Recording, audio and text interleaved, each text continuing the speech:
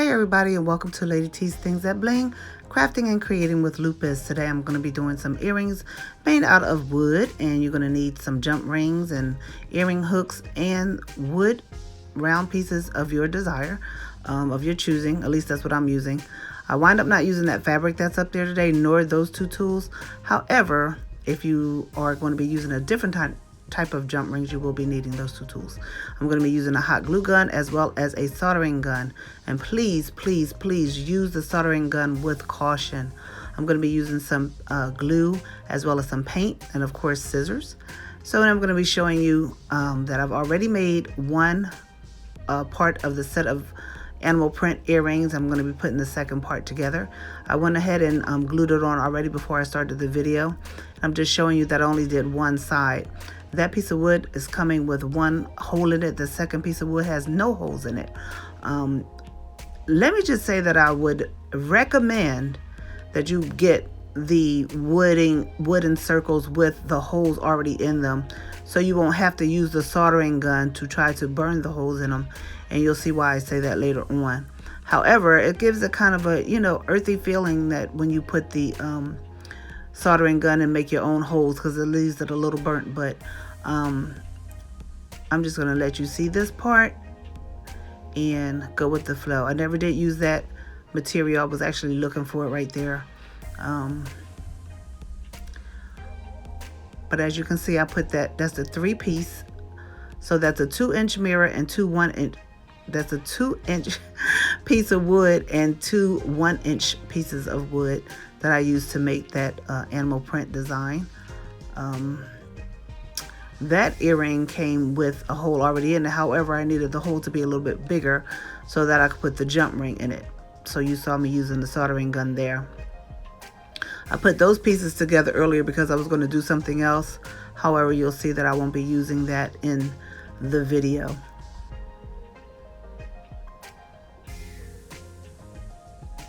Here I'm just cutting around the material that's hanging over the edge of the wood, because you don't really want it to be sloppy looking, so you would just cut around the circle. I'm sure that's self-explanatory.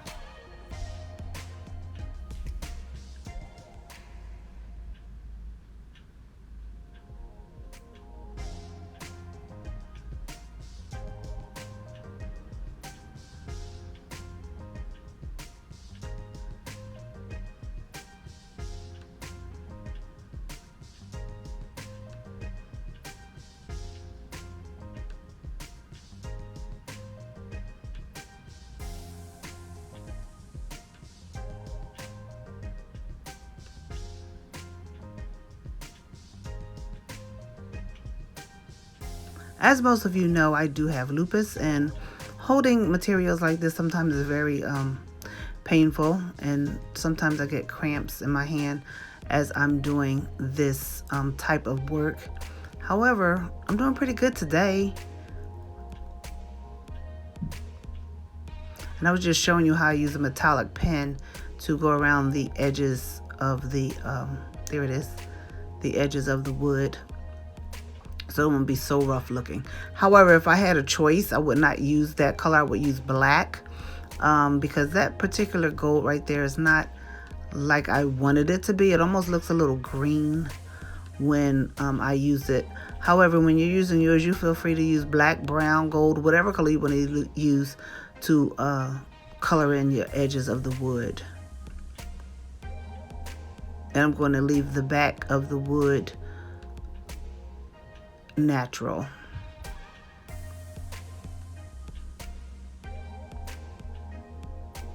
So now I'm just trying to see how I want to position the 3 rings, the circles. Yeah, and that was looking a little rough right there, so I had to go back and try it again.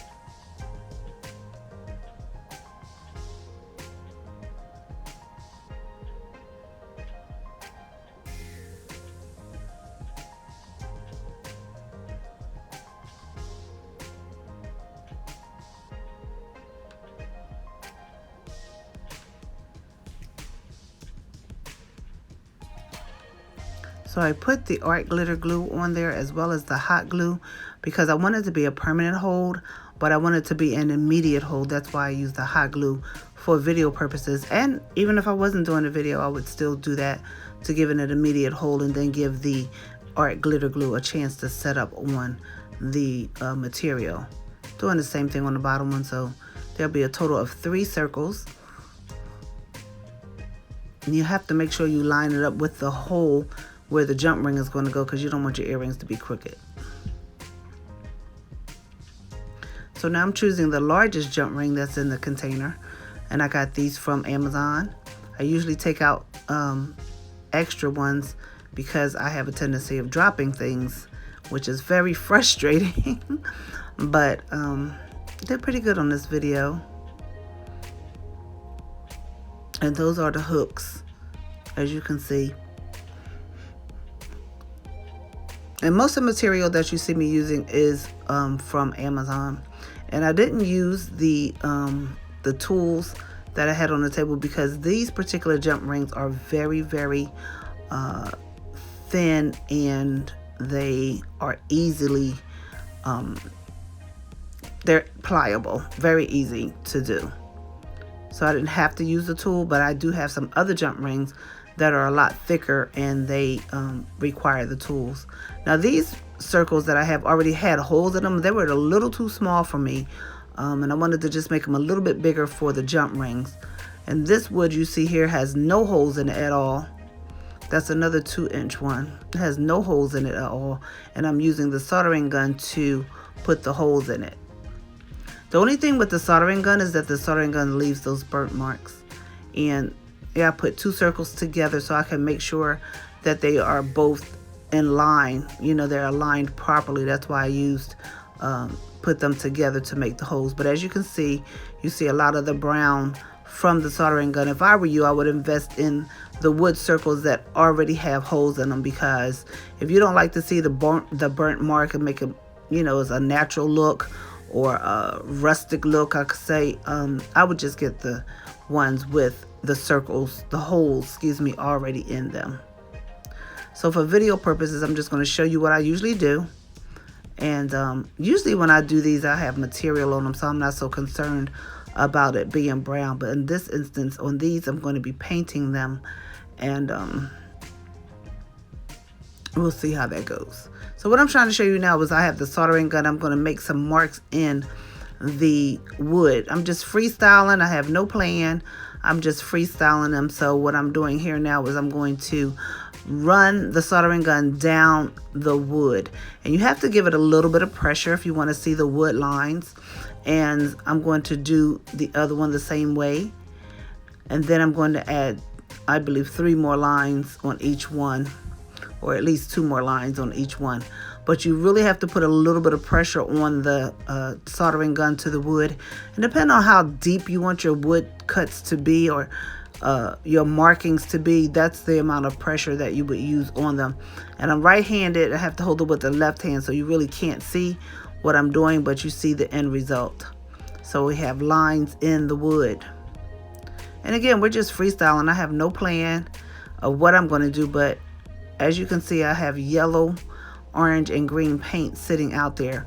On this one, I'm just going to be using orange and green. Orange in the summertime is my favorite color, just for the summer.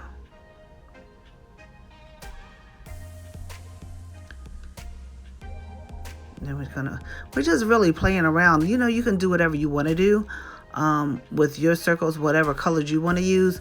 I just like these particular colors, and I think they're cool because it is becoming to be summer. You can wear these earrings with a sundress or a really sharp top with, you know, orange and green and yellow in it, or orange and green, and, you know, just go with the flow.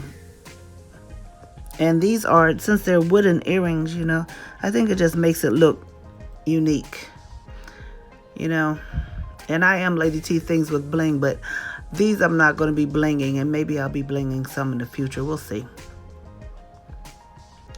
But here I'm just doing green and orange.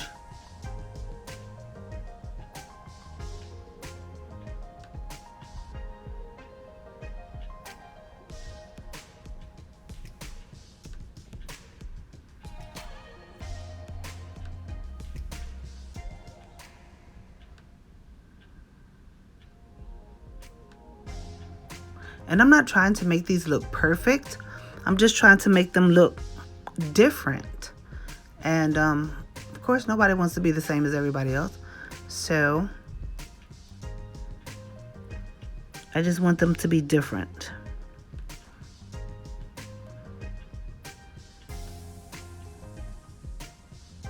Now I'm using the 1-inch circles, and I do not have to put holes in them because I don't need to put jump rings in them, so there's no need for holes. And I'm just lining it up to see how I want to paint them, since the top one has green and orange and they're split up. I was thinking about trying to split up the small circle, but it's too small, so I decided to just go halfsies, make one have orange and make one have green.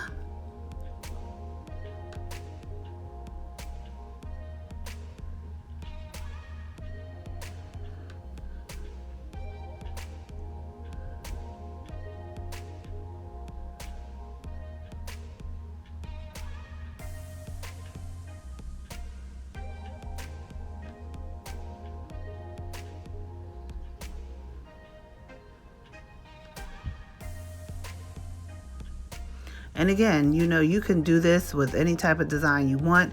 You don't have to put the wood markings on there. I just think that it gives it a little bit more character when you do it with the burn marks on them. And I did not do it on the bottom half because I thought it was enough just to do it on the top half. However, if you like to do it on the bottom half, then I would go ahead and do it however you feel like doing it, you know, whatever strikes you.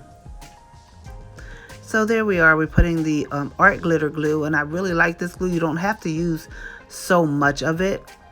And it costs about $8 and something cents for a 4-ounce bottle that I got from Amazon. As you can see, I decided to put the green side where the orange is on the top. I reversed the colors. I just liked it better that way.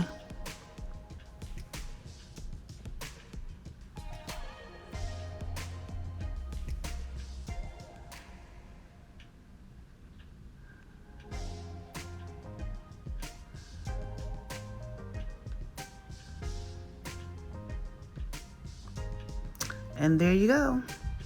The hot glue made it stick, so I can finish the video instead of having to wait for the art glitter glue to dry. And again, I'm using jump rings and earring hooks.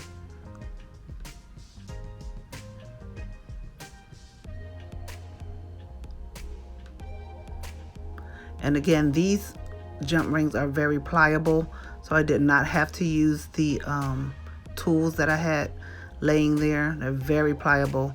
However, I would, if I were you, I would get the thicker ones, the thicker jump rings, unless you intend to try to put a little bit of glue on there to keep them from coming apart. That white that you see on the earring is because that's the glue and hasn't dried yet. Remember, I put the hot glue on there so it could set up quickly, so I can show you all what to do. And here we are with the jump ring, trying to do the other earring. And they're very pliable. It makes it easy for me. I just don't like it because they're too pliable. And there you have it. There you have it, the earrings. And I'm going to leave the back plain like that.